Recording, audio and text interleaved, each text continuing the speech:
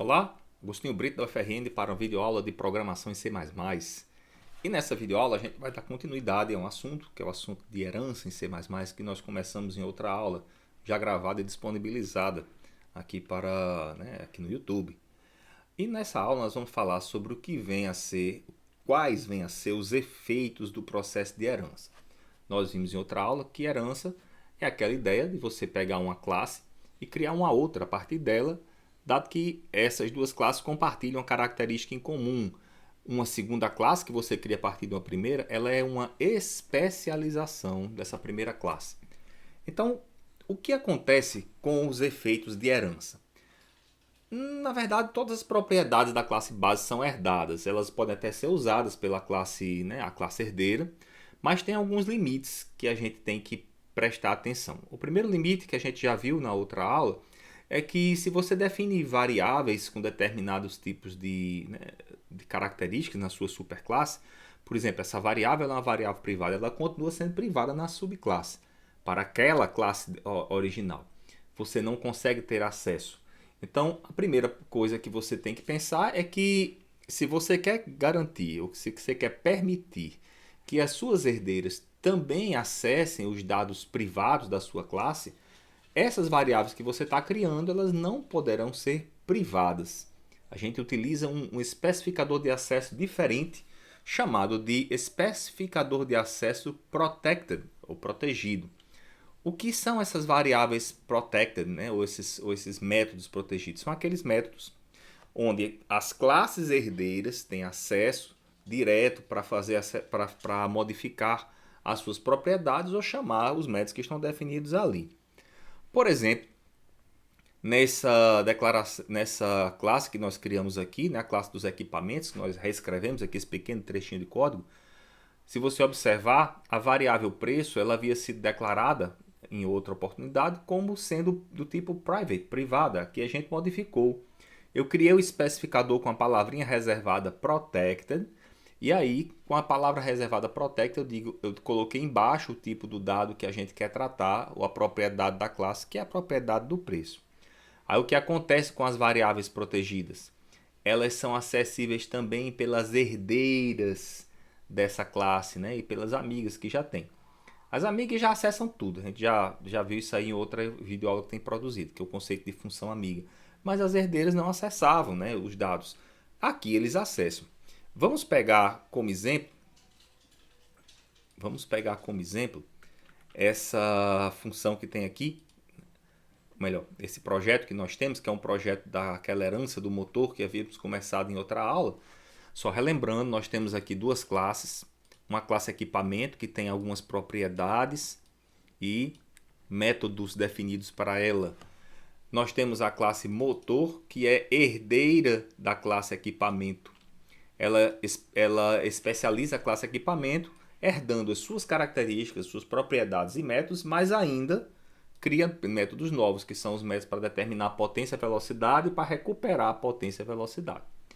Nós temos aqui os arquivos de cabeçalho, os arquivos de implementação da classe. Não é bem o foco nosso aqui agora, mas a gente entender o conceito lá na declaração. E na função principal, nós temos aqui a utilização da classe. Tudo funciona direitinho.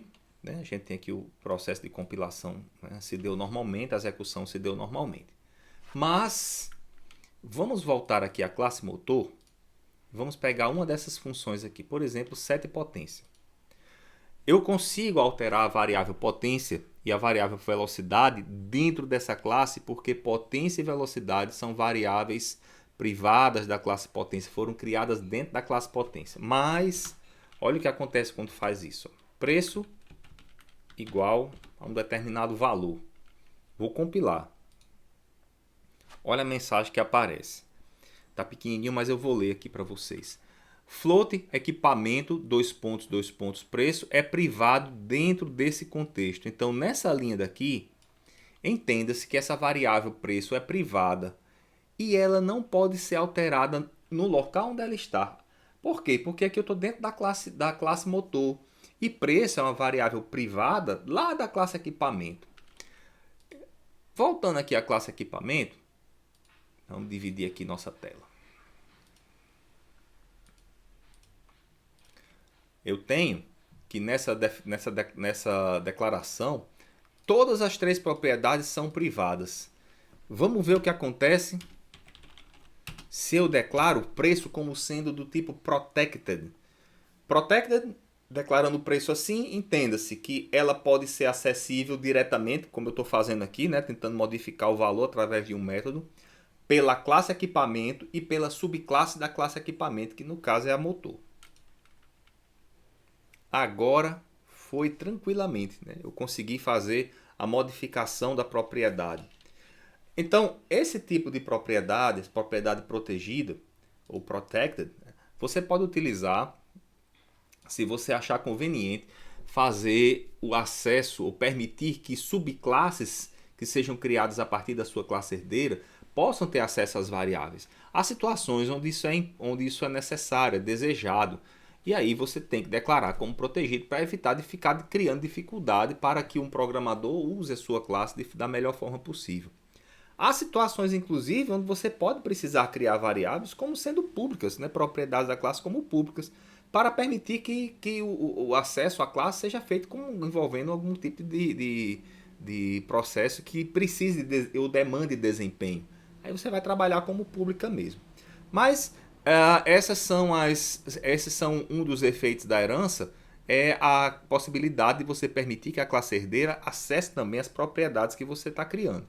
E veja, preço não é acessível, embora seja acessível pela classe motor, né, diretamente, como a gente está vendo aqui, lá na função principal, m.preço igual a 35, por exemplo. Se eu tentar compilar isso aqui, olha a mensagem, float equipamento preço is protected within this context. Então, dentro desse contexto aqui, a variável preço ela é protegida, ela não pode ser modificada. Então, quem está fora da classe, quem não usa a classe, não é utilizador da classe no processo de desenvolvimento, não vai poder fazer a modificação daquela propriedade. Isso é bastante útil. E esses três especificadores, public, protected e private, eles têm uma influência também na forma como você cria a herança. A gente normalmente costuma utilizar o processo de herança assim. Deixa eu voltar aqui a essa janelinha para mostrar para vocês.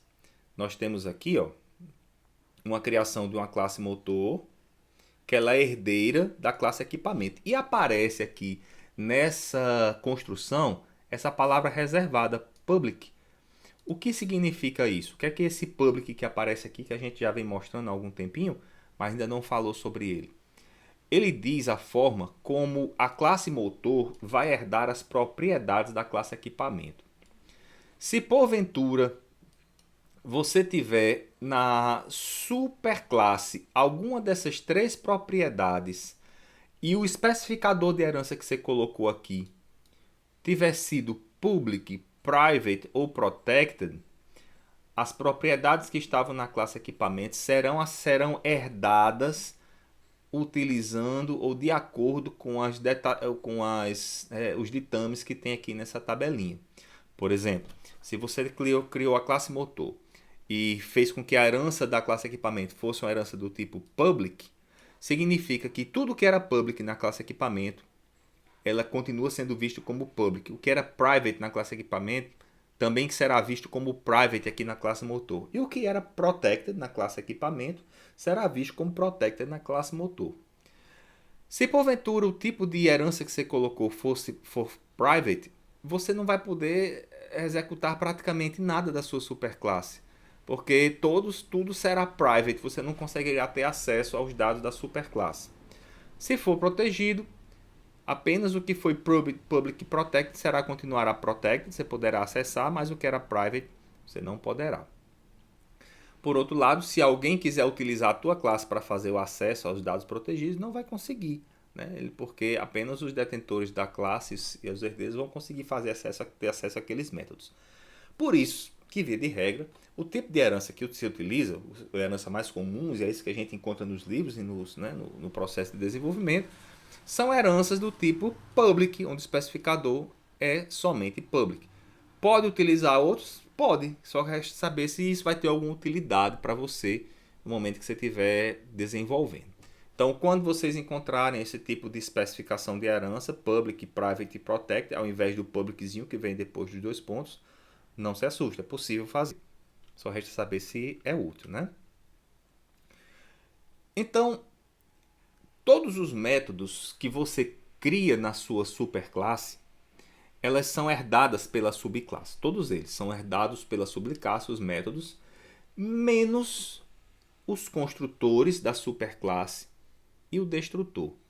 Nesse caso, a sua subclasse precisa criar os seus próprios construtores e o seu destrutor, para que essa subclasse diga como é que ela quer ser desenvolvida, como é que ela quer ser inicializada, seus objetos sejam inicializados. Mas existe uma regra de construção quando o processo de herança acontece.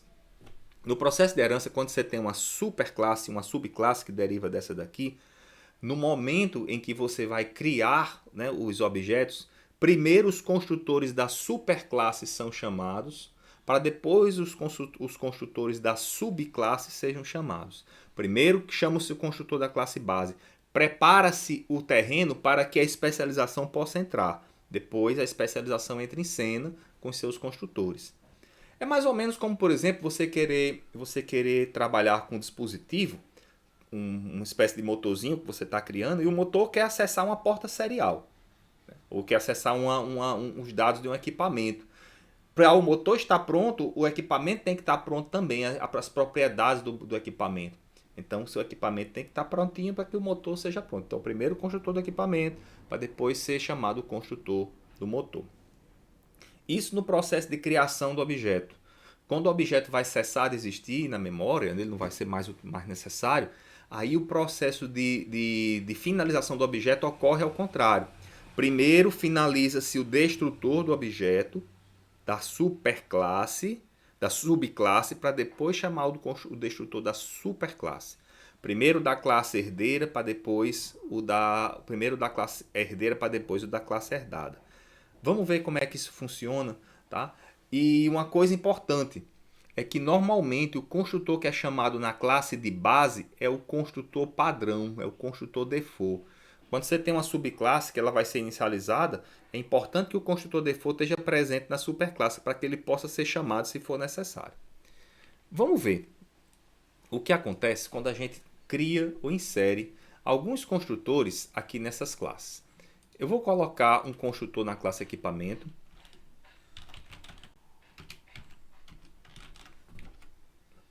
Vou colocar um construtor na classe equipamento e um destrutor. São dois métodos. Esse aqui é o construtor padrão, ele não tem argumento, perceba, e aqui é o destrutor da classe. Vamos implementar essa funcionalidade. E eu vou só mostrar uma mensagem na saída. Construtor equipamento. Só para a gente ver que é o construtor da classe equipamento. E vamos usar aqui a ferramenta universal de cópia, Ctrl C, Ctrl V, para a gente preparar o destrutor. Destrutor, construtor equipamento, destrutor equipamento. E vamos fazer ideia parecida para a classe motor. Motor.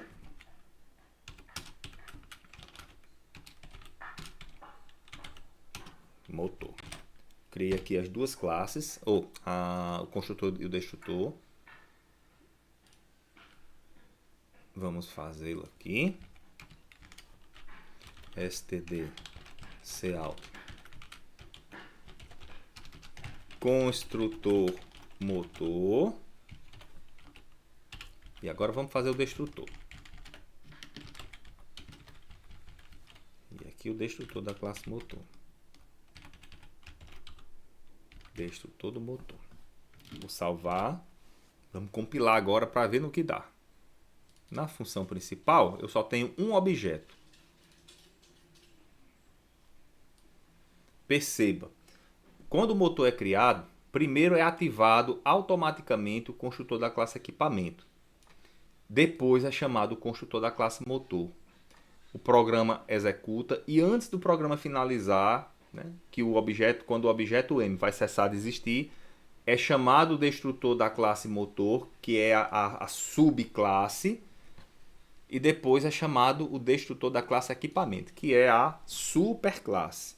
Essa é a classe que herdou, essa aqui é a classe herdada, essa é a classe filha, essa aqui é a classe mãe.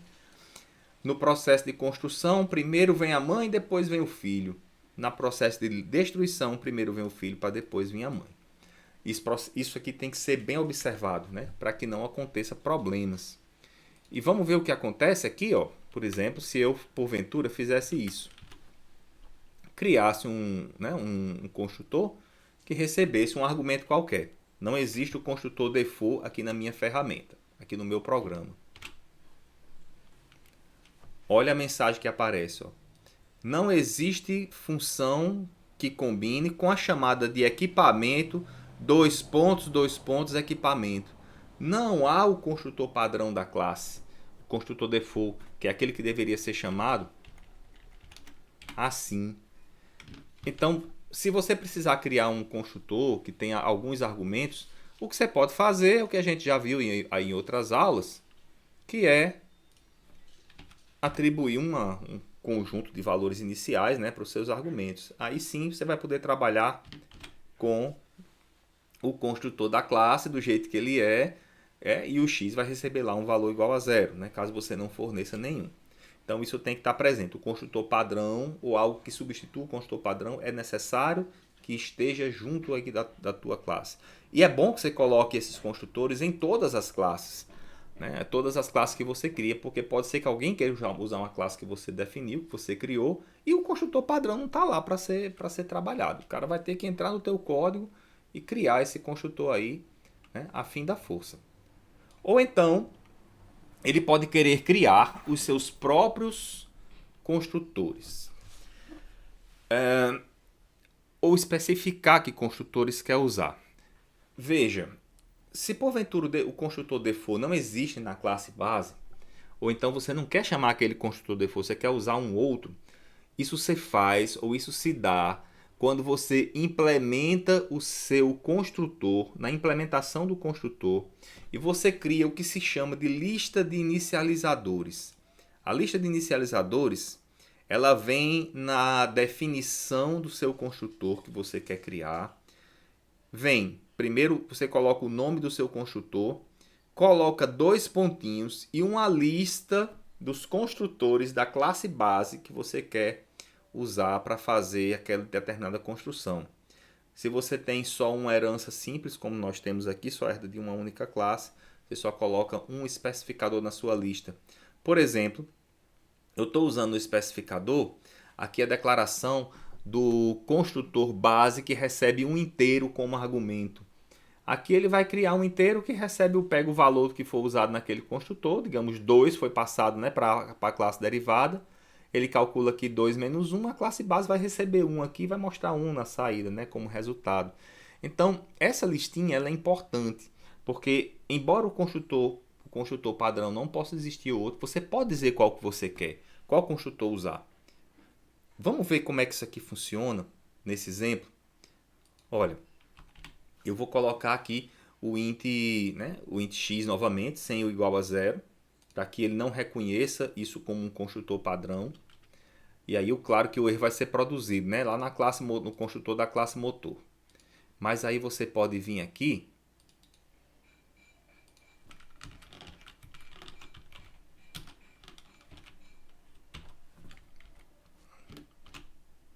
e dizer como é que você quer chamar o construtor, ou que construtor da classe base, que construtor da superclasse você quer chamar. Aqui eu estou colocando, ó, depois da lista de inicializado, depois da definição da classe, você coloca os dois pontinhos e cria aqui a tua lista de especificadores.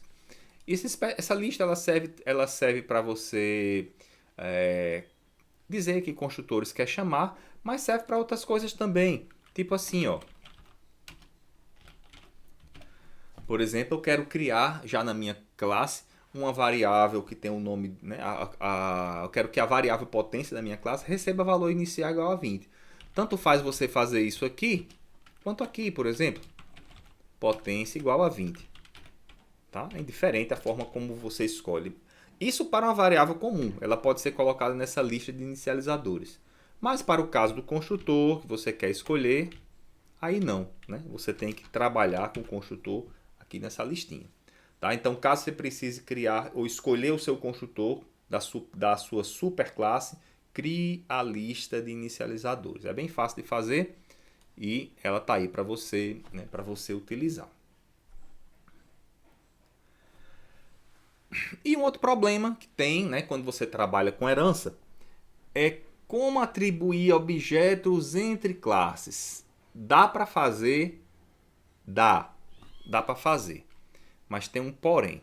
Deixa eu pegar aqui um exemplo nosso, né, que a gente vai mostrar para vocês, que é, eu tenho duas classes, né, uma classe de base e uma classe derivada, e eu quero criar dois objetos, um objeto da classe base e um objeto da classe derivada. Quando você faz essa atribuição, B igual a D, o que é que está sendo feito? Você vai pegar os campos, as propriedades da classe derivada. Atenção, as propriedades da classe derivada que eram herdadas da classe de base. Essas propriedades serão copiadas para as propriedades da variável B. Então, por exemplo, na classe base eu tenho A e B. Na classe derivada eu tenho aqui uma outra propriedade que é C. Então, o objeto D tem três propriedades. Ele tem a propriedade A, a propriedade B e a propriedade C. Quando eu faço B igual a D, eu copio esse A para o objeto de base e copio esse B para o B do objeto de base. Então, as duas propriedades são válidas. Mas o que acontece é que o contrário não pode ser feito, não dessa forma que está aqui. Quando você tem uma classe derivada e você quer copiar as propriedades de um objeto que está sendo feito na forma de uma atribuição para ela, como a gente está vendo aqui nessa linha, né, com uma igualdade, você quer pegar as propriedades do B e copiar para D. É uma cópia, né, de um bloco de memória de um local para outro. Só que o B só tem duas propriedades, que é A e B. Né, o objetozinho B. E o objeto D tem três, é o A, B e o C. Aí é que está. Isso causa um erro, porque essa parte do objeto D tem uma parte indefinida. O objeto B só tem as propriedades A e B. Não há o que copiar do C, não há um C para copiar para o objeto D. Portanto, essa linha de código ela produz um erro.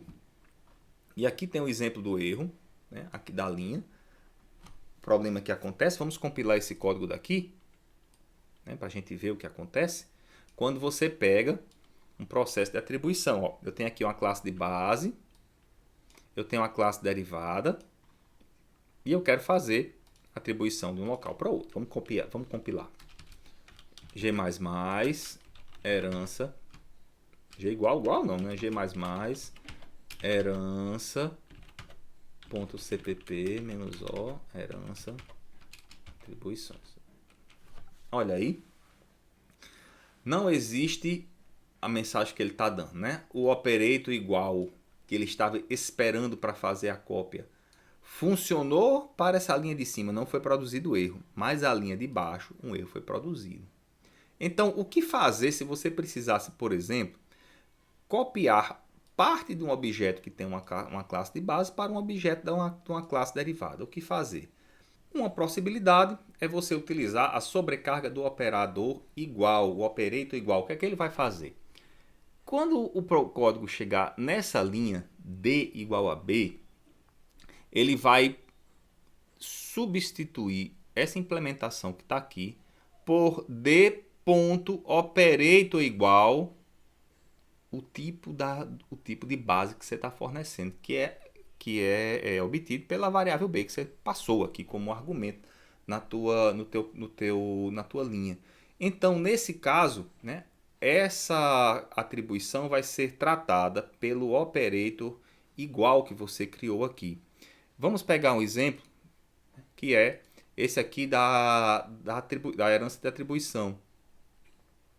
Você tem né, a tua classe de base, tem aqui duas funções, getA e getB, e aqui né, a sobrecarga do operator igual, onde você passa aqui a referenciazinha na forma de uma base. Então essa linha de baixo agora vai ser tratada corretamente, porque vai ser ativada a função operator igual. Ela vai pegar o valor do A e do B aqui da variável x e guardar dentro da variável A e B aqui da tua classe derivada. Já vou aproveitar as funções que eu fiz para trabalhar aqui no nosso exemplo. Então vou compilar aqui o meu, né, meu novo exemplo, que são a ideia da herança com as atribuições, mas utilizando sobrecarga de operador, e executar o código, né? Funcionou tranquilamente. Claro que não vai mostrar nada porque eu não mandei mostrar nada, não pedi para ser feito nenhum tipo de exibição, mas o processo agora funcionou corretamente. Tá? Eu consegui fazer atribuição entre classes sem ocorrência de erro. Então, caso você precise fazer esse tipo de atribuição, tem que utilizar o operador igual. Essas foram algumas das coisas que a gente imaginou, pensou para apresentar para vocês aqui quando existe o conceito de herança envolvida entre duas classes. Caso haja mais coisas, a gente vai preparando, vai colocando aqui no canal, né, para divulgar aqui com os colegas. Beleza? Fechamos por aqui. Outra videoaula a gente volta aqui com vocês, só que para tratar de um novo conceito de herança, que é o conceito de herança múltipla, quando você herda de mais de uma classe ao mesmo tempo. Aí as coisas mudam um pouquinho de figura. Beleza? Tchau, tchau. Até a próxima. A gente terá a oportunidade de a gente se encontrar para aprender um pouquinho mais de programação em C++. Até lá.